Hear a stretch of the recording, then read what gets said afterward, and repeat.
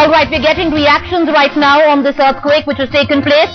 Professor G.S. Roomwal is with us right now to give us perspective on this earthquake which has taken place in the Hindu Kush range. Sir, if you can tell us exactly the epicenter, what we are getting to know at this point of time is the Hindu Kush region. What could be the damage which could arise of a 6.1 magnitude of the earthquake on the Richter scale which has taken place in the area? Okay. Sir, can you give us, we can hear you, sir. Can you give us the extent of damage which could have taken place? Yeah, well, 6 plus earthquake is a major earthquake, and Hindu Kush is always very active seismic zone.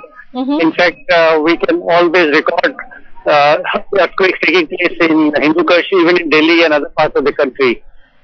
So now the problem is, when this type of earthquake comes, the village houses or huts which are not made very strong, they always have a possibility of big damage there.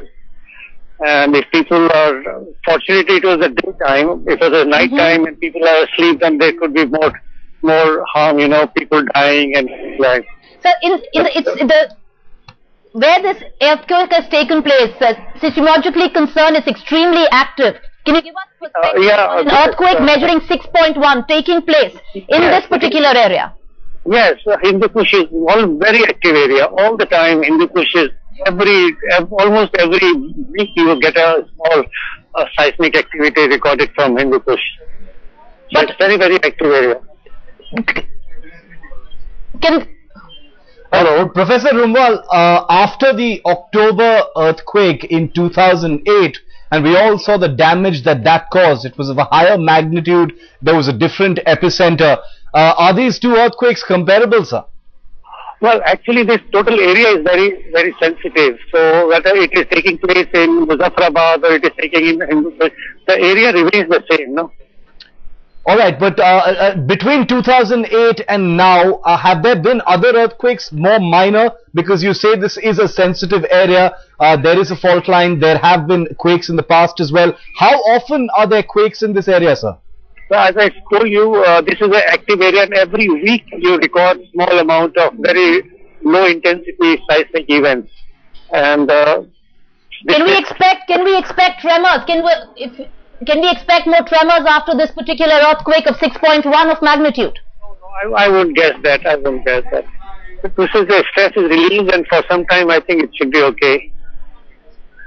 Alright, there was a 2008 earthquake. Thanks, Professor Roomwal, for getting us that perspective on the Hindu Kush Himalayan area which lies on a fault line. There are in fact more minor quakes almost every week that are measured in this particular area. But the last major earthquake in this area, remember, was the devastating earthquake in 2008, in October the 5th, 2008, as a matter of fact, which had devastating effects on the people of both Pakistan and of India. That was in 2005, I beg your pardon. And now this earthquake in 2012, the epicenter is in the Hindu Kush mountains of the Himalayas.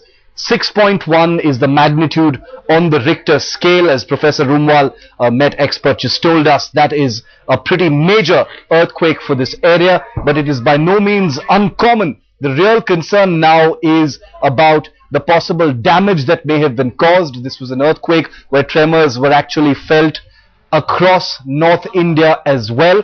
Remember that emergency response services are already on alert at this time.